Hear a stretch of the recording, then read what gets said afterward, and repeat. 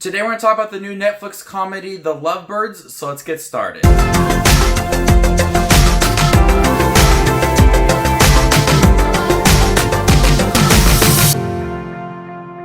everybody, my name is Justin. I love to watch movies. If you guys love to watch movies too and Netflix, you guys are in the right spot. On the brink of breaking up, a couple gets unintentionally embroiled in a bizarre murder mystery.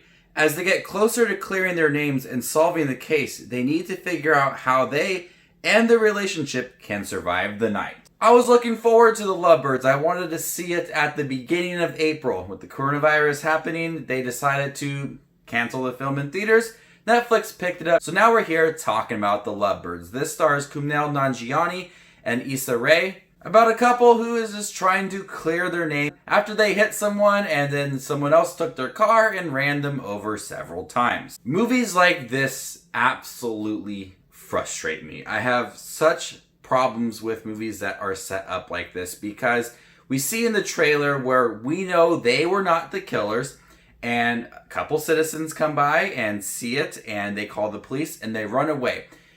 They run away and they are lying to the police several times. They are lying to a bunch of different people. If you just come clean with everything, it may solve the problem. I have so many problems with things like this, movies centered around movies like this and TV shows like this where they just lie constantly and just spirals out of control. It just irritates me. Friends was like that. I watched Friends constantly for like months.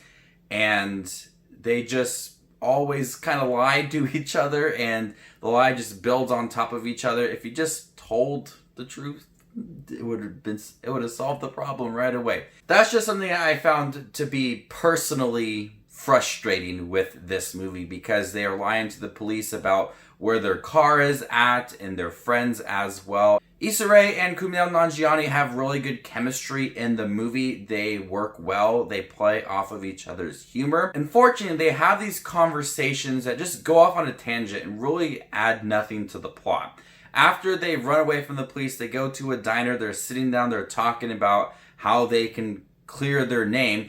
And then Kumnail Nanjiani goes off on this rant about how restaurants give you that extra tin of ice cream and how they can't measure things correctly. It seems to go on forever and really adds nothing to the movie. And it is really pointless as well. There's several times where both of them are just going on this tangent just about random things, really making no sense.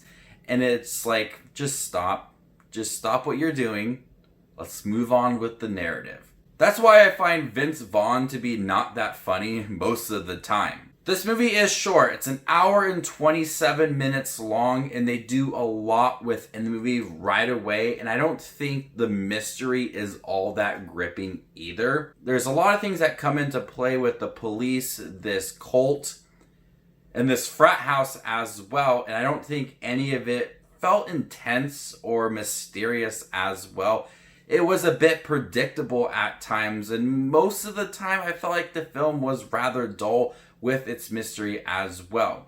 What kept this film at least entertaining to watch, and not a film that I regretted watching, was the chemistry between Kumnail Nanjiani and Issa.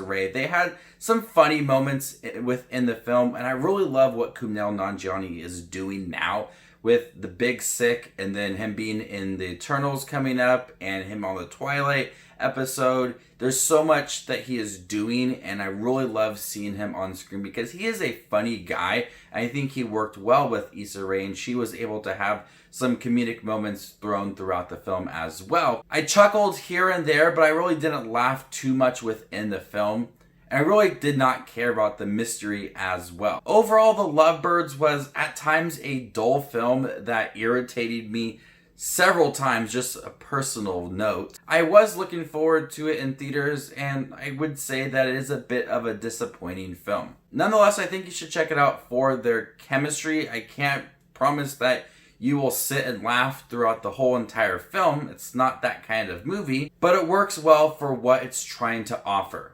I'm going to go ahead and give The Lovebirds a C+. Thank you guys for your review for The Lovebirds. Stay tuned for more up and coming Netflix content. My name is Just Watch Movies, and you guys stay classy, YouTube.